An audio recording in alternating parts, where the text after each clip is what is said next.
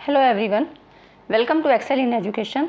Friends, आज के इस वीडियो में बात करेंगे हम लोग रिसर्च एप्टीट्यूड, आपकी यूनिट 2 जो नेट पेपर फर्स्ट के लिए है, रिसर्च एप्टीट्यूड।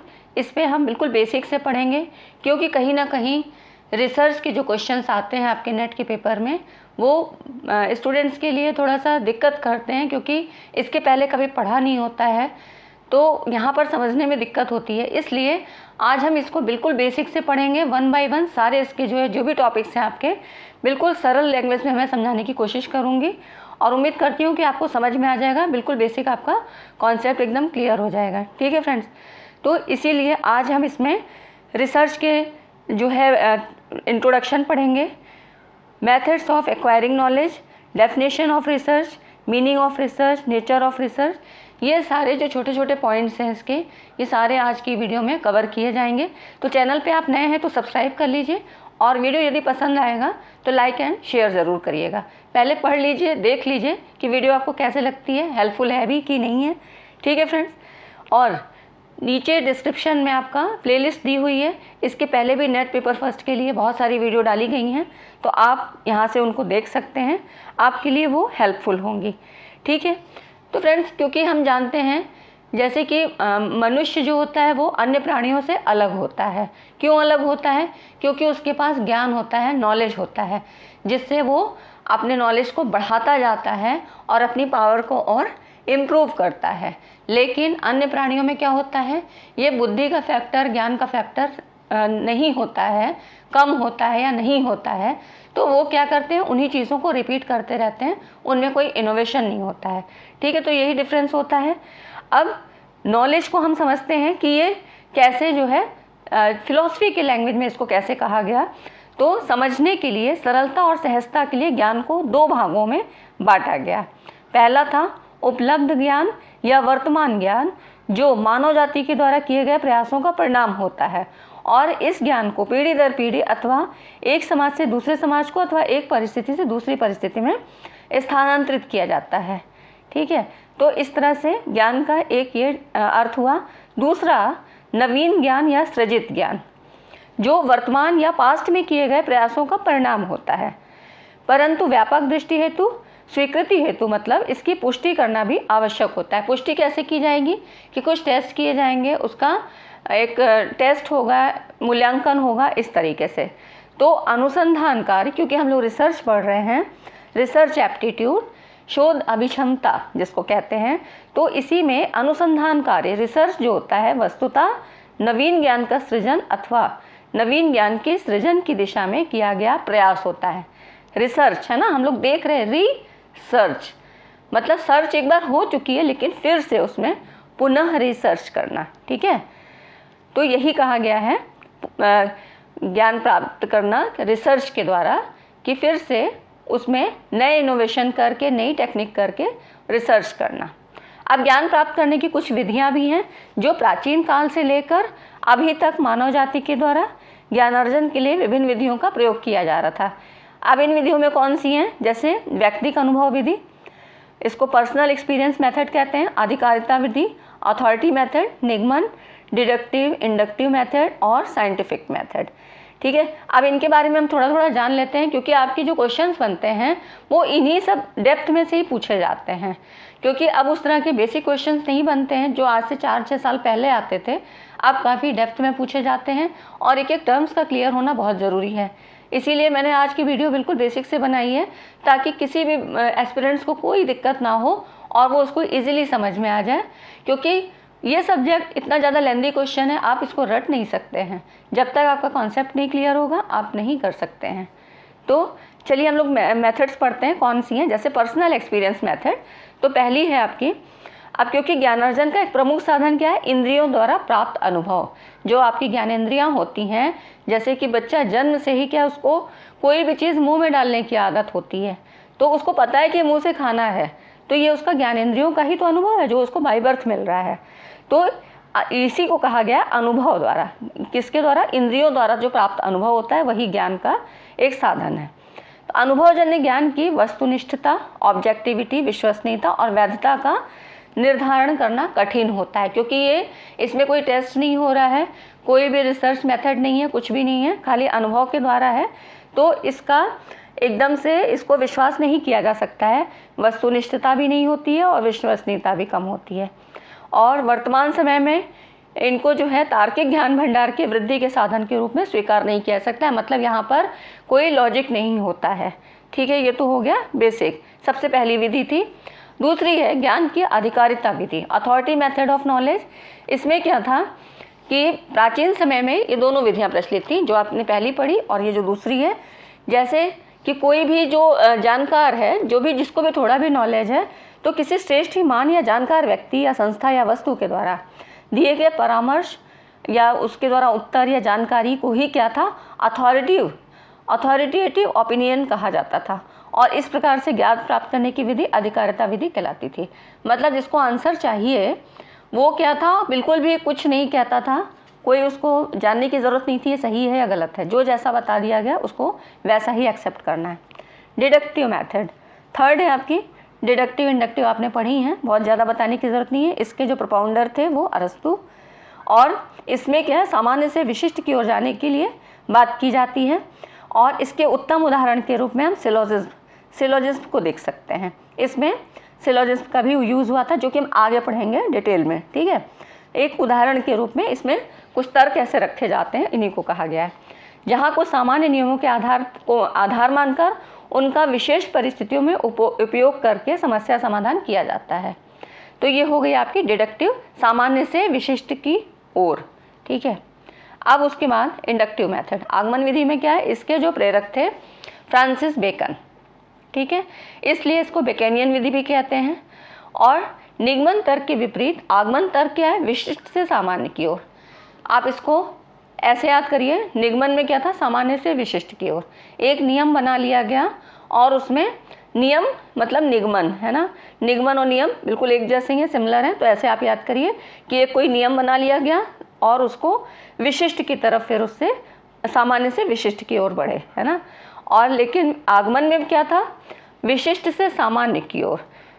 यहाँ पर क्या होता है, जैसे कि एक उदाहरण से समझते हैं कि कभी बालकों के समक्ष बहुत से तथ्य या उदाहरण अथवा वस्तुएं प्रस्तुत करते हैं, और उन्हीं के द्वारा फिर ये निष्कर्ष निकलवाया जाता है कि हम किस कंक्लूज़न पे पहुँचे। उसी से समझा के उनको उदाहरण के द्वारा उस निष्कर्ष पे पहुँचते हैं, और तब ये जो शिक्षण की विधि होती है आगमनात्मक विधि कहलाती है। ये हो गया। उसके बाद साइंटिफिक मेथड सबसे इम्पॉर्टेंट मेथड है, और रिसर्च में इसी का यूज़ किया जाता है। इस विधि में क्या है, पहले विशिष्ट उद्धरणों के आधार पर परिकल्पित सामान्यीकृत निष्कर्ष निकाला जाता है। परिकल्पित मतलब हाइपोथेटिकल, कल्पनात्मक रूप में, और उसके पश्चात विशिष्ट स्थितियों में उसका सत्यापन किया जाता है।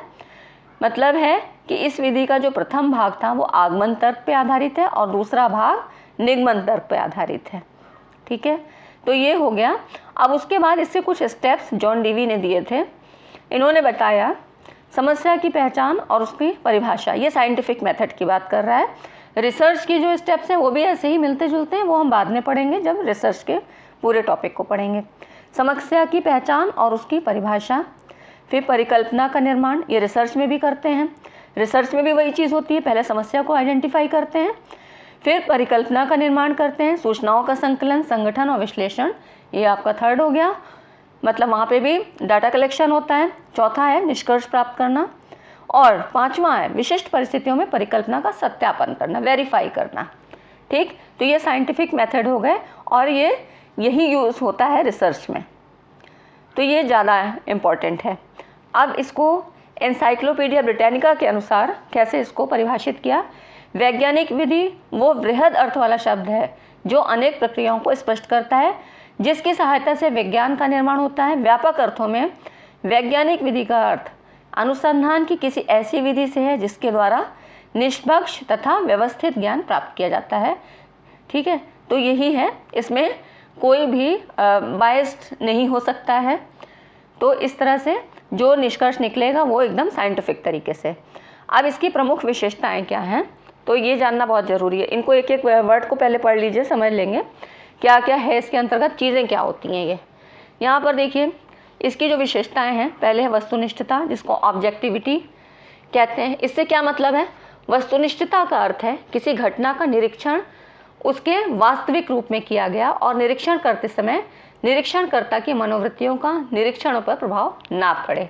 जैसे कि आपका नेट का पेपर होता है, MCQ बेस्ड होता है, ऑब्जेक्टिव होता है, तो इसमें एक प्रश्न के लिए एक ही ऑप्शन सही होगा। वो आप कोई भी करें, मैं करूं, आप करें, आपका कोई फ्रेंड करे, सबके लिए वही होगा। तो इसमें एग्जामिनर ये बिल्कुल भी नहीं कर सकता है कि किसकी कॉपी आई है तो ये आंसर सही कर दें, जो है वो है। ठीक। उसके बाद सुव्यवस्थितता, सिस्टमैटिकनेस। इसमें क्या होता है, चीज़ें जो हैं सिस्टमैटिक रूप में होती हैं, क्रमबद्ध रूप में होती हैं। उसके बाद वेरीफाइबिलिटी, इसमें क्या होता है, प्रामाणिकता या पुष्टिकरण। वेरीफाइबिलिटी से मतलब है वैज्ञानिक विधि की प्रमुख विशेषताओं में एक विशेषता है कि वैज्ञानिक विधि द्वारा जो अध्ययन किए जाते हैं उनसे प्राप्त परिणामों का किसी भी समय सत्यापन किया जा सकता है। कभी भी उसका सत्यापन हो सकता है और वो जो परिणाम आया था वही आना चाहिए। प्रामाणिकता का ये भी अर्थ होता है कि किसी परिणाम की जांच जितने बार भी की जाए और जब भी की जाए बार बार समान परिणाम आए। ठीक है, तो यही होता है वेरिफिकेशन, वेरीफाइबिलिटी। एक्यूरेसी, परिशुद्धता, इसमें मतलब होता है कि कितना शुद्धता से इसका आंसर आ रहा है। मतलब शुद्धता का अर्थ है अति उच्च शुद्धता और कंसिस्टेंसी, जितनी भी बार उसको टेस्ट किया जा रहा है बार बार वही परिणाम आ रहा है, मतलब कंसिस्टेंसी मेंटेन है। ये हो गई इसकी एक्यूरेसी। इसी को प्रिसीजन भी कहते हैं, शुद्धता। जनरलाइजेशन, सामान्यीकरण क्या होता है? सामान्यीकरण से मतलब होता है कि मान लीजिए ऐसे उदाहरण से समझते हैं कि कोई अध्ययन करता है, मतलब कोई रिसर्च कर रहा है, वो वैज्ञानिक विधि के द्वारा 20 अपराधियों का अध्ययन करता है और उनके संबंध में कुछ परिणाम या निष्कर्ष निकालता है। तो सामान्यीकरण द्वारा क्या है, अंत में वो ये जानेगा, उसको ये कोशिश करेगा कि उसके ये परिणाम या निष्कर्ष सभी अपराधियों के लिए सही हैं अथवा जो ये परिणाम आए हैं या रिजल्ट आया है वो केवल 20 अपराधियों के लिए सही है। क्योंकि अगर बहुत सारे अपराधी हैं तो वो सब पे तो नहीं कर सकता है कि सब पे रिसर्च करे और सब पे टेस्ट करके उनका जो है रिजल्ट निकाले। तो वो क्या करता है, 20 अपराधियों पे तो करता है और फिर उसको जनरलाइज करता है, एक बड़े समूह पे उसको इम्प्लीमेंट करता है कि ये सबके लिए सही हैं अथवा इन्हीं खाली जिनके लिए मैंने किया है इनके लिए सही है। यही होता है सामान्यीकरण। ठीक है। प्रेडिक्टेबिलिटी, भविष्य कथन क्षमता, इसमें क्या होता है, पूर्वानुमान की क्षमता या भविष्यवाणी की योग्यता। मतलब कि जैसे कि किसी सामाजिक व्यवहार का वैज्ञानिक अध्ययन किया गया और इस अध्ययन के आधार पर भविष्य में क्या होगा, कैसे होगा, ये एक प्रेडिक्शन होती है। तो इसमें मतलब पूर्वानुमान लगाया जाता है कि इस तरह से क्या हो सकता है। तो ये हो गई प्रेडिक्टेबिलिटी। और डायनेमिज्म, गत्यात्मकता, कि मतलब प्रोसेस होता रहता है, कभी भी स्टैटिक मोड में नहीं आता है, रिसर्च होती रहती है, फिर कुछ नया होता है, फिर कुछ नया होता है, तो इस तरह से ये प्रोसेस चलता रहता है, डायनेमिक। फिर अब इसकी डेफिनेशंस देखते हैं। फ्रेंड्स, इतनी बातें आपको समझ में आई, कुछ कॉन्सेप्ट क्लियर हुआ तो वीडियो को लाइक करिए और शेयर करिए। ठीक है। चैनल को सब्सक्राइब नहीं किया हो तो सब्सक्राइब करिए, क्योंकि मेरी कोशिश है कि कंटेंट मैं आपको ऐसा दूं जो आपके लिए इजी हो, समझ में आए और आज के पैटर्न के अनुरूप हो। ठीक है। चलिए आगे बढ़ते हैं। हम देखते हैं डेफिनेशन ऑफ रिसर्च। रिसर्च क्या होती है? री प्लस सर्च, है ना, इसी को इंग्लिश में रिसर्च कहते हैं। अब रिसर्च का अर्थ क्या होता है? अंग्रेजी में री का अर्थ होता है बार बार और सर्च का अर्थ होता है खोजना। तो ये अंग्रेजी का जो शब्द है ये शोध की प्रक्रिया को प्रकट करता है कि शोधकर्ता किसी तथ्य को बार बार देखता है और उसके संबंध में डाटास को एकत्रित करता है और उनके विश्लेषण के आधार पर फिर कुछ कंक्लूजन निकालता है, मतलब निष्कर्ष निकालता है। तो यही हुआ, मतलब रिसर्च मतलब क्या हुआ, एक बार खोज हो चुकी है लेकिन फिर भी ऐसा है कि उसमें कुछ और नए तथ्यों को खोज करके फिर से उनको ज्ञात किया जाए और एक दूसरा निष्कर्ष निकाला जाए, यही होती है रिसर्च। अब इस अनुसंधान शब्द के लिए कौन कौन से शब्द यूज़ होते हैं? जैसे कि शोध, इसको भी कहते हैं रिसर्च, अनुसंधान, शोध, गवेषणा, अन्वेषण, परिप्रच्छा, खोज या जांच। अब इन शब्दों का अर्थ भी समझिए, क्योंकि एग्ज़ाम में कुछ भी पूछ सकता है आपके। शोध मतलब क्या है? शुद्धिकरण का सूचक है जो अत्यंत शुद्धता और यथार्थता के साथ किसी कार्य को करने का भाव प्रतिध्वनित करता है। ठीक, शोध मतलब शुद्धिकरण। साइंटिफिक मेथड से जो भी कंक्लूजन आएगा वो एकदम एक्यूरेट होगा। गवेषणा, प्राचीन काल में जंगल से लौटती गायों के भटक जाने पर उनके खुरों के निशान देखकर खोजने के कार्य के लिए प्रयुक्त किया जाता था। तो खुरों के निशान देखकर पता लग जाता था कि गायें कहाँ तक गई हैं और कहाँ पे पहुँच रही हैं। फिर अन्वेषण, इन्वेंशन, किसी नई वस्तु को पहली बार प्रस्तुत करने का, जैसे कि कंप्यूटर है, कोई कला है, शतरंज, ये सब चीज़ें क्या होती है? इन्वेंशन, कोई चीज़ खोज की गई। परिपृच्छा, इंक्वायरी, मतलब किसी जिज्ञासा या प्रश्नों का उत्तर प्राप्त करके किसी बात या परिस्थिति को समझना। डिस्कवरी, इससे अभिप्राय पूर्व में विद्यमान परंतु मानव जाति या उसके एक अंग के लिए अज्ञात वस्तु अथवा नियम, जैसे कि किसी नए ग्रह का खोजना है, नए सिद्धांत को निकालना, इस तरह से ये पता करना, तो ये हो गई डिस्कवरी, कोई नई चीज़ को इन्वेंट की जाए। इन्वेस्टिगेशन, जांच, किसी घटनाक्रम से संबंधित सभी तथ्यों को जानकर उस घटना के घटित होने के कारण को निर्दिष्ट करने की तरफ अग्रसित होती है। तो ये हो गया इन्वेस्टिगेशन। ठीक है, तो ये सारी चीज़ें किससे संबंधित हैं? शोध से संबंधित हैं, रिसर्च से संबंधित हैं। उसके बाद कुछ डेफिनेशन देखिए यहाँ पर। रेडमैन एंड मोरी के अनुसार जब ये डेफिनेशन आप देख लेंगे तो समझ में आ जाएगा, क्योंकि डेफिनेशन क्या होती हैं? एक सुनियोजित ढंग से व्यवस्थित करके उनको लिखा जाता है रिसर्चर्स के द्वारा या मनोवैज्ञानिकों के द्वारा। तो यहाँ पर देखिए, रेडमैन एंड मोरी के अनुसार नवीन ज्ञान की प्राप्ति के लिए व्यवस्थित प्रयास ही अनुसंधान है। मतलब नवीन ज्ञान की बात कर रहा है रिसर्च।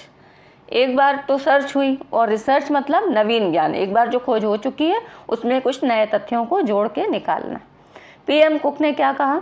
अनुसंधान किसी समस्या के प्रति ईमानदारी एवं व्यापक रूप से समझदारी के साथ की गई खोज है जिसमें तथ्यों, सिद्धांतों, अर्थों की जानकारी की जाती है।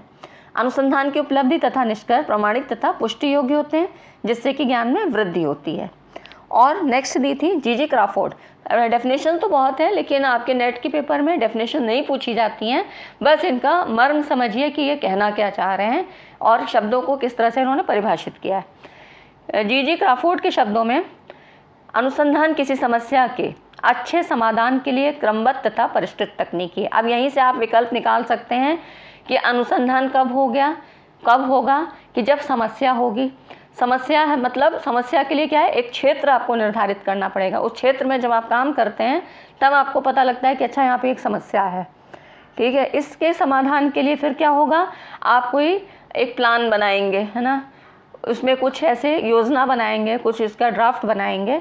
तो यही हो गया क्रमबद्ध और परिष्कृत तकनीकी। अब उसको रिजल्ट तक पहुंचने के लिए कुछ आप टेक्निक को इस्तेमाल करेंगे। तो देखिए, ये सारा रिसर्च का जो प्रोसेस है ये इसी डेफिनेशन के अंतर्गत आ गया है ना। तो इसीलिए डेफिनेशन को पढ़ना भी थोड़ा ज़रूरी होता है। अब देखिए यहाँ पर कुक ने रिसर्च, जो एक शब्द है आपका रिसर्च, इसका एक संक्षिप्त रूप दिया। इसमें देखिए सब जितने भी अल्फ़ाबेट्स हैं सबकी मीनिंग बताई इन्होंने।